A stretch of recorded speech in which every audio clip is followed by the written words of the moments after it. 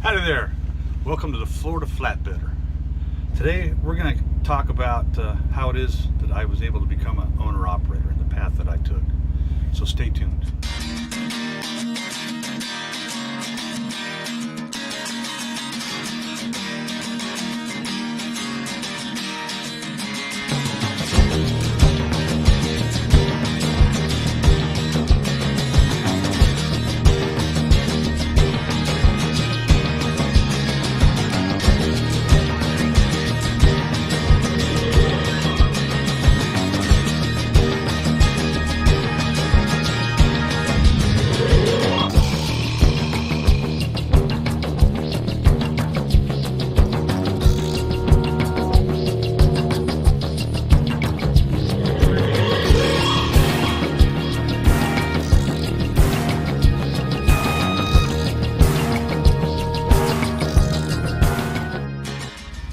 So, welcome back.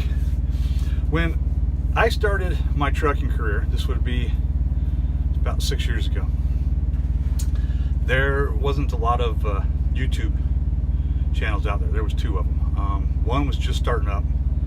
It was Trucker Josh. He's out of Canada. And then there was another one called Big Rig, and that was a guy named Jerry. Jerry no longer drives. He ended up having heart issues, and so he had to get out of driving a truck. So there was also a place called the Truckers Report Forum, and if you look that up, you'll find that it has every big company and even some small companies listed there, where drivers would go and post the good, the bad, and the ugly of the companies. So I didn't really know where it was I wanted to go, so I started looking, and I looked, I think, at Central. Looked at Conway, and I looked at Prime, and you kind of had to dig through there and decipher the good, the bad, and the indifferent, because every company, has its good and has its bad, but it also has where you got to open your eyes that sometimes the bad that they're putting out there isn't the company's fault, but it was their own. So that's why you have to kind of weigh the pros with the cons. So I chose Prime. Now, knowing going to Prime that if you had got your CDL through them, you had to do at least a year with them, or you'd have to pay for the training. So I decided that I was going to get my CDL on my own. And I found a place. I lived down in Miami. There was a place down there that was a week-long course to get you your CDL. And I think it cost me, I don't know, $1,200–1,300, and that's what I paid to get it done. Now, that didn't mean I had over-the-road experience. I didn't. So then I get to Prime, and I had to do 40,000 hours with a trainer. And you have a lot of classes and stuff that you take there, and it was great. I mean, I would recommend Prime to anybody getting into this industry. Even if you can't afford to get your CDL first, and you got to go through them and do the year, I would do it. They've got top-of-the-line equipment. They have the best facilities that I think are in the industry out there. I went and did company with them for 6 months and drove one of their little trucks, which a lot of people complain, well, I'd never never drive one of them lights. I'll tell you what, that was the best learning experience. You could get in and out of places that the bigger trucks couldn't get in and out of. It had a much better turn radius. It taught me a lot. I did the reefer side. After about 6 months, I switched over and decided I was going to do a lease. The truck that I'm in today is the truck that I started a lease with. Now, when you're a lease driver, you are not a lease owner, or you're not buying the truck, you're leasing the truck. The difference at Prime between a company driver and a lease driver is that you can turn down loads that you don't want to run, but you kind of don't want to do that because then you're going to get some crappy runs all the time. So you kind of need to still run what they give you. There's a few times I turned down loads that I wouldn't do, or certain areas I just wouldn't go to anymore, and it didn't really affect me. With them, it was about being on time, and that was it. You get your load there on time, and then they're happy. After my lease was coming up, it came down to, okay, I knew where I wanted to do. I wanted to own my own truck. So it was either I was going to buy this truck or go out in town and buy a truck. Well, I knew this truck. I knew the maintenance on this truck. So when I went out and started price shopping what was out there and how much money I'd have to have down, it made sense to just go ahead and buy this truck. And so at the end of your lease, you get some bonus money. And it's money that you've made that Prime puts away.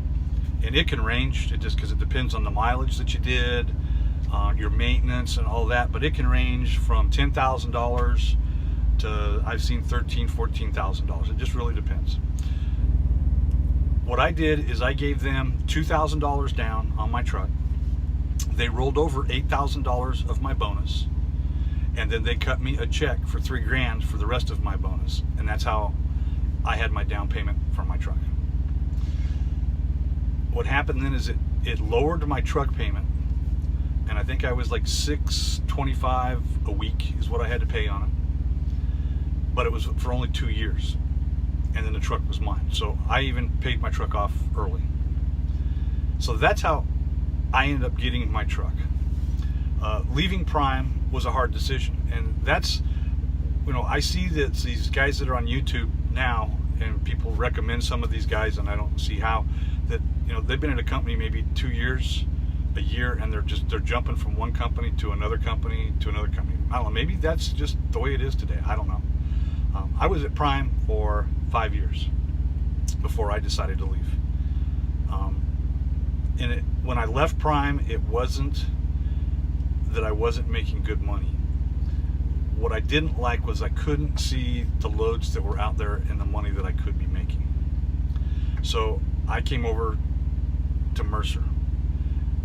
At Mercer, my insurance dropped by 3/4 of what I was paying at Prime. My bobtail insurance dropped 3/4 of what I was paying at Prime. My Qualcomm dropped 3/4 of what I was paying at Prime. So those are more money in my pocket right there from the get-go. Then my rates went up. I was making 3 times the amount of what I was making at Prime. Again, I'm not saying Prime was bad. At Prime, you are not just paying for your truck with those huge truck payments. You're also paying for trailers. They just don't tell you that. You're paying for new drivers. That's why the insurance is as high as it is, because that's what they are. They're a training company. Guys over there that did training could make really good money. The trainer that I had at Prime was fantastic. His name was Ricardo, or is Ricardo. I still talk to him every day, almost, or every other day, at least once a week, unless we're at home time. We still talk to each other. He became a very, very close friend, and he was still teaching me after I was no longer in the truck, because he left Prime and he went to a bunch of different companies within, I'd say, 2 years. And so he was still teaching me because I was following him and talking to him and finding out what was good about companies, what was bad at companies. And he'd actually been here at Mercer, but couldn't make it. And the reason he couldn't make it was because the truck payment he had was too high, and he had a trailer payment. And over at Mercer, you are on your own, and if you don't really know how to run a truck, you're not going to be successful over here. If you don't know how to set yourself up for a weekend run, look, he was used to always having a dispatcher. Here's the loads. Yeah, you could pick up on a Saturday or a Sunday, and at Mercer, it's kind of not that way. There's nobody there on the weekend. If you don't get confirmed on a load by 5 o'clock on Friday, if it's something you're wanting to pick up for Monday, whatever, you're not going to find out until Monday, until somebody comes in the office. So it's a different beast over here. But I've made really good money. And like I said, now YouTube has exploded with these guys that say, they're making 6 figures and they're a company driver for someplace. And I'm sorry, I got to throw the bullshit flag on that. I don't care if you're a company driver and being paid by the mile. Now, you gotta understand, that's what I'm saying is bring it home. A truck can do 6 figures easily in gross income, but you're not going to bring that home net. Not happening. And that's what they kind of put out there. They'll throw that number out, but they're not telling you that that's the number to the truck. That doesn't include them deducting their fuel. It doesn't include them deducting their insurance or anything like that. It's just them saying this is what the truck made in revenue. This is what so-and-so said they were going to pay me. Oh, by the way, now I got my truck payment, my trailer payment, my insurance, my Qualcomm, all these other things that's got to come out. So that's the path that I took to get to where I'm at. So now I am at Mercer. I own my truck. I bought a trailer through Mercer. I pay $500 a month. I think it's $550 a month is what I pay. My insurance, I believe, is $126 a month. Bobtail insurance is $20 a month. My Qualcomm is like $40 a month. So I don't pay out a lot. So what I have to do is that in order to keep what I bring home high is I have to watch my fuel mileage. I don't eat out a lot. I have a refrigerator in my truck, a microwave in my truck, a little Dutch oven that I can cook in. I have a coffee pot, so I make my own coffee or my own tea, and that saves me money. I mean, when you're out there and you go into these truck stops and they want $2 for a cup of coffee, you take that by a month, that's $60 plus a month. You do that in a year, that's some serious change that you're just spending in coffee. Whereas I can go out and get me filters and a little thing of coffee and spend $8-10, and that thing's gonna last me the month. So I'm saving $50 right there. So it's the small things and how it is that you save money. New drivers getting into this, I suggest you do your research. I suggest you go to the Truckers Report, look at that forum. If you've got questions, ask questions there. A driver is going to come on and tell you the good, bad, or indifferent. And you can get on there and post your question, and 3 guys are going to tell you something great, and 4 guys are going to tell you something negative about the company. You have to make your own choices and decipher what's good and what's bad and what fits you. Prime is not a great fit for everybody, but it was a great fit for me. The training to me there was the best. Like I said, I am still in contact with the gentleman that trained me, Ricardo. I talk to him almost every week. I'm serious. We talk and tell each other about what's going on. I see these new guys come out that 2 years experience and they're wanting to charge you for what they call a coaching call. That's ridiculous. You got questions while you're out here on the road. That's what I did when I was a company driver. I seeked out the lease drivers, when I was picking up, and would go pick their brain and talk to them to see how it worked. And one guy would tell you, hey, I'm doing great. Another guy, I'm doing real bad. So you had to decipher what was what. You had to ask the right questions. The guy that's doing real bad, well, what's he doing? Is he going home every other week?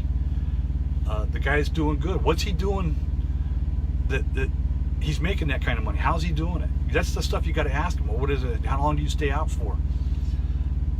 That's just it in making money out here, is just keeping this left door shut and running down the road and getting things delivered on time. That's how it is that you make money out here.